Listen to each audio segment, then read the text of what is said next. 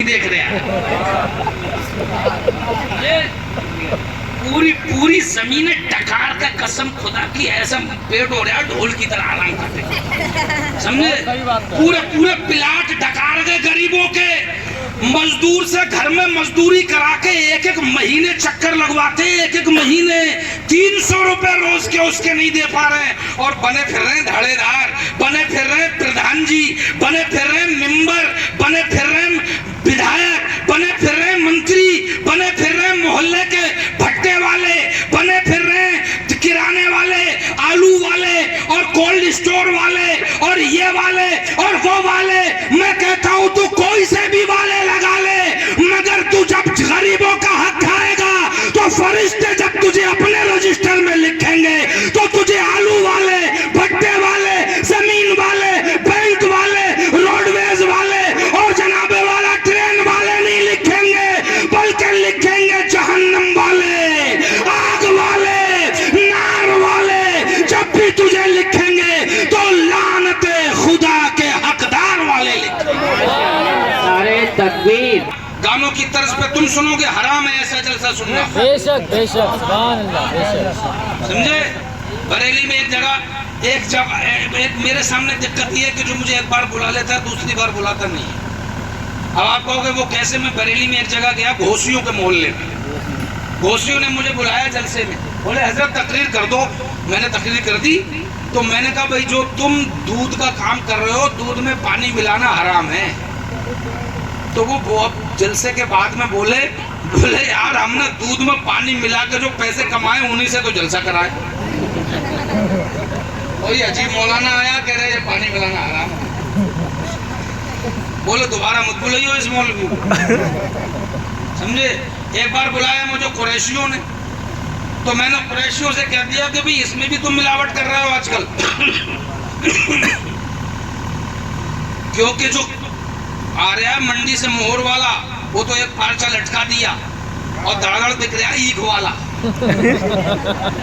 اکھاڑی والا بک رہا ہے دھڑاڑ بولو بات صحیح ہے نہیں ہے دیوار کے پیچھے والا بولے یار یہی والا کما کے تو ہم نے جلسہ کرایا اس مولانا کو دوبارہ مت بولو اب میں ایک بات ایسی کہنے جا رہا ہوں تم سے ہو سکتا ہے تم بھی مجھے دوبارہ نہ بولو مگر کہوں گا ضرور بلاؤ یا مت بلاؤ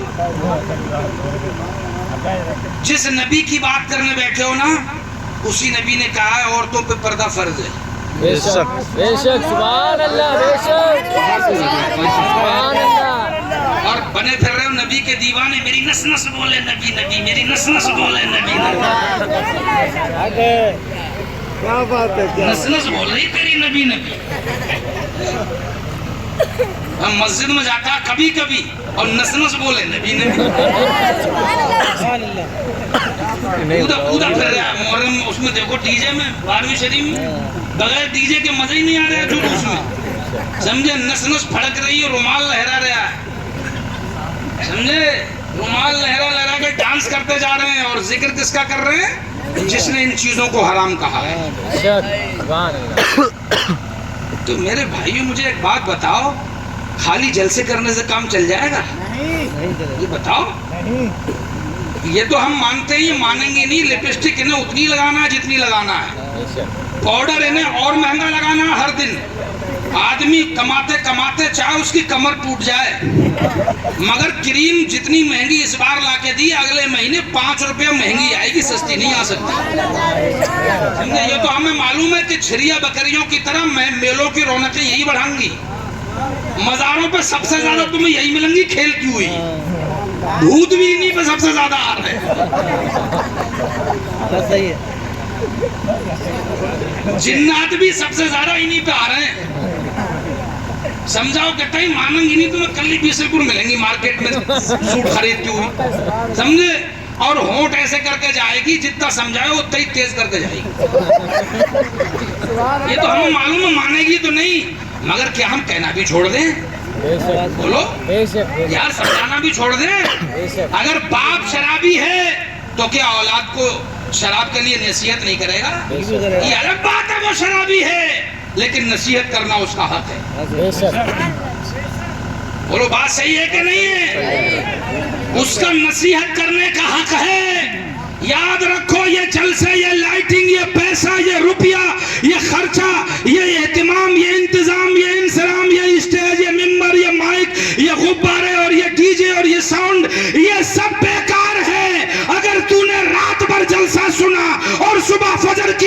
چھوڑ دی تو یہ جلسہ تیرے منہ پہ مار دیا جائے گا.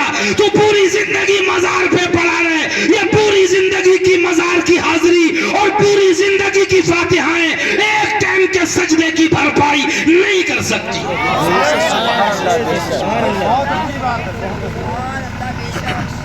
میٹھی میٹھی تم سنو گے. سچی باتیں سننے کی عادت ڈالو. میرے بھائیوں, میرے مصطفیٰ کہتے ہیں کہ لوگوں کے لیے راستے کشادہ کر دو, راستے چھوڑو, مگر نہ جب بھی محلے میں کوئی نیا مکان بنے گا تو 100 گز پورا پیچھے چھوڑ کے اس کی پیکڑیاں روڈ پہ ہی بنے گی جا کے. بے شک بے شک, سبحان اللہ. بولو بات صحیح ہے کہ نہیں ہے؟ اس کا صرف پورے کا پورا روڈ پہ ہی بنے گا اور اسی کے پیچھے جھگڑا ہو جائے, 10 لاکھ تھانے میں خرچ ہو جائے, مگر 1 گز پیچھے ہٹا کے نہیں بنا سکتا. یہ اس کی کھوپڑی میں شیطان نے چال بھری ہوئی ہے, شیطان کی چابی بھری ہوئی ہے. ارے میرا مدینے والا تو یوں کہتا ہے, تو دوسروں کے لیے راستہ چوڑا کر دے, اللہ تیرے لیے جنت کا راستہ آسان کر دے. سبحان اللہ, بے شک.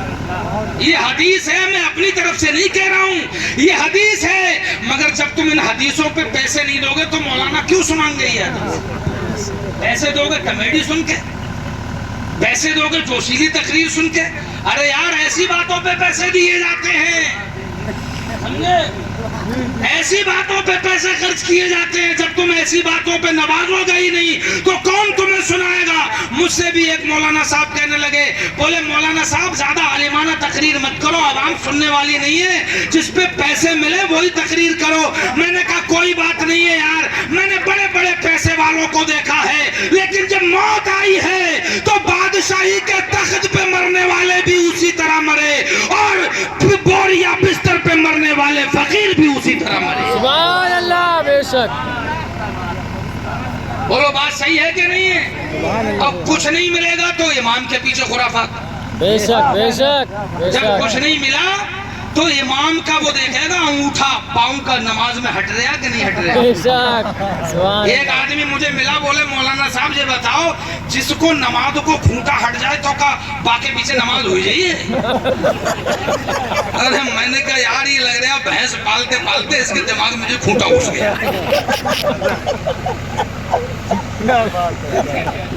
میں نے کہا بھیا بھینس تو ہمارے یہاں بھی پلتی ہے, اگر ہم نے تو کھوٹا بھینس کا دیکھا, نماز کا کھوٹا تو ہم نے نہیں دیکھا. بولے تو تم لاگا تو کم مولانا آؤ.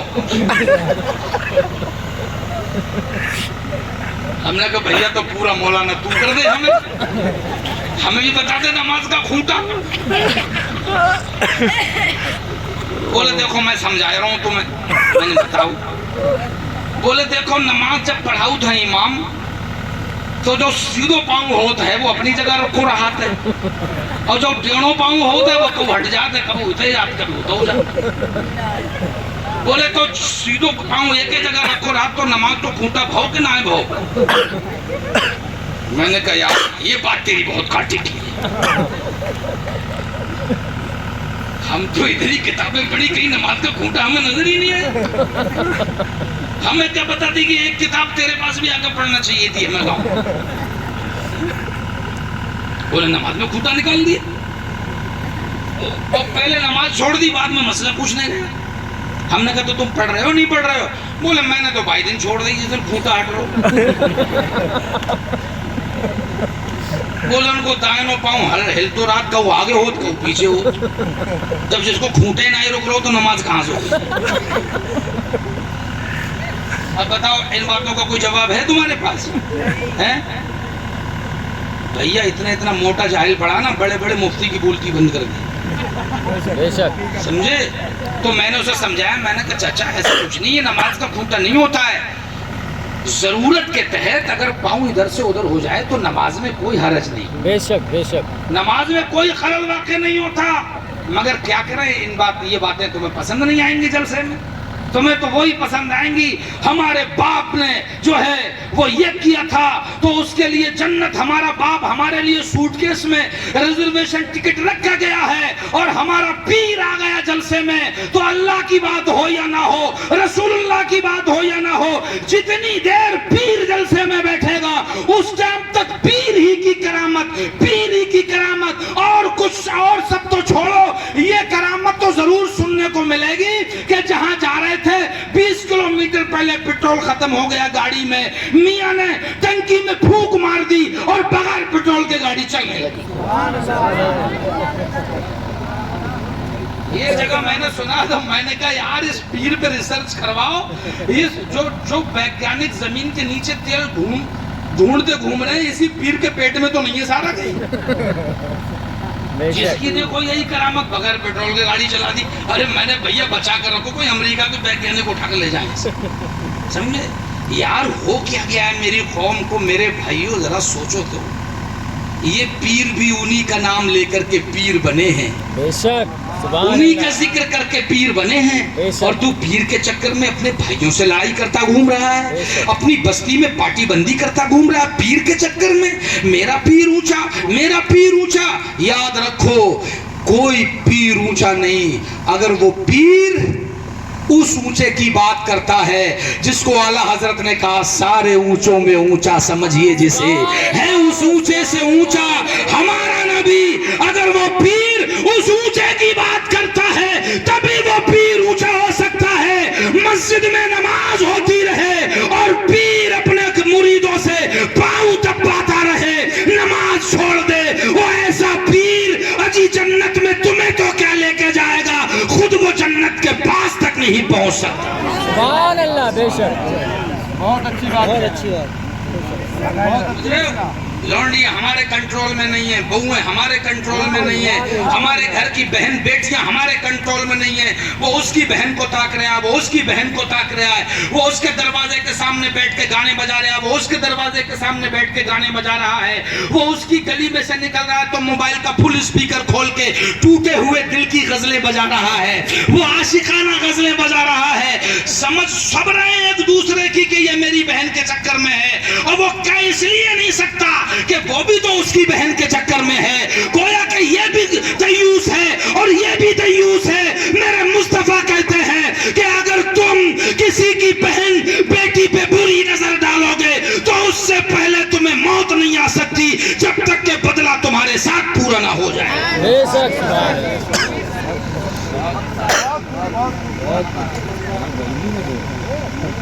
دوستی ہو رہی ہے, دوستی ہو رہی ہے تو اس لڑکے سے جس کی بہن خوبصورت ہے. کوئی کڑوی بات ہے مگر سنو, بے شک, بے بولو شک, بات صحیح ہے کہ نہیں ہے. دوستی اس لونڈے سے ہو رہی ہے جس کی بہن خوبصورت ہے. گھر میں آنے جانے کے لیے روپے خرچ کیے جا رہے ہیں, روپے. ایسے بات نہیں بنے گی تو ایسے بنے گی, سمجھے. یہ فلسطین کی حمایت کریں گے, یہ لڑیں گے اسرائیل سے. جانتے ہو جنہوں نے مسجد اقصی کو فتح کیا تھا کیا ان کی تربیت تھی, سمجھے. بڑے بہادر ہو کے ہم غلام مصطفیٰ ہیں, غلام مصطفیٰ ہیں. یاد رکھو صرف زبان کا وعدہ نہیں ہوتا. جنہوں نے مسجد اقصی کو فتح کیا تھا ان کا عالم یہ تھا کہ جب وہ فوج دمشق پہنچی تھی تو فوج کے کمانڈر سے خالد بن ولید سے کہا تھا وہاں کے یہودیوں نے کہ اگر تمہاری فوج ہمارے شاہی محل کے برابر سے گزر جائے تو ہم مان لیں گے کہ تم بیت المقدس فتح کر سکتے ہو. بولے کلی اپنا چال بچھا دے, آج تجھے مجاہدین اسلام تو جدھر سے کہے گا گزر کے دکھائیں گے. دمشق میں یہ ہوا تھا کہ ان یہودیوں نے پورے محلے کی خوبصورت لڑکیوں کو ایک راستے کے دونوں کناروں پہ کھڑا کر دیا تھا. ایسا حسن جس کو دیکھ کر کے غازی کی تلوار پگھل سکتی تھی, مگر مسلمان تھے کہ ان دو رویہ کھڑی ہوئی حسین لڑکیوں کے بیچ سے جب گزرے ہیں نا تو تاریخ کہتی ہے ان لڑکیوں کے حسن پہ پگھلنا تو دور کی بات, ایک بھی مجاہد نے نظریں اٹھا کے نہیں دیکھا کہ ہمارے بازو میں لڑکیاں کھڑی ہیں یا آدمی کھڑے ہیں. بے شک,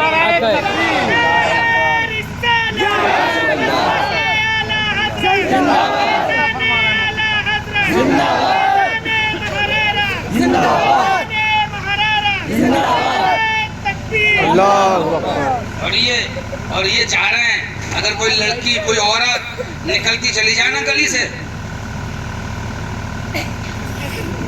جب تک وہ گھر میں گھس نہیں جائے گی اسے کھا جانے والی نظروں سے تڑتی رہے گی.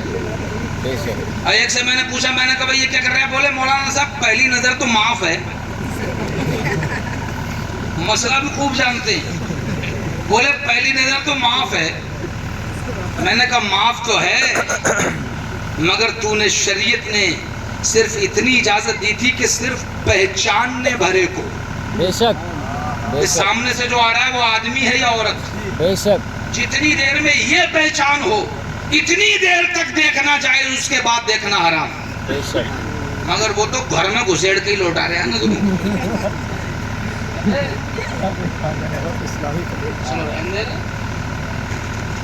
تو بس اتنا سمجھ لو میرے بھائیوں, جو اپنی بہتری تم اس میں بنا رہے ہو نا راستے میں نکال کے, میرے بھائیوں اگر 25 گز جگہ تمہاری پاس ہے تو 25 گز جگہ میں ہی رہ لو, کیونکہ یہ مکان ہمیشہ رہنے والا نہیں ہے.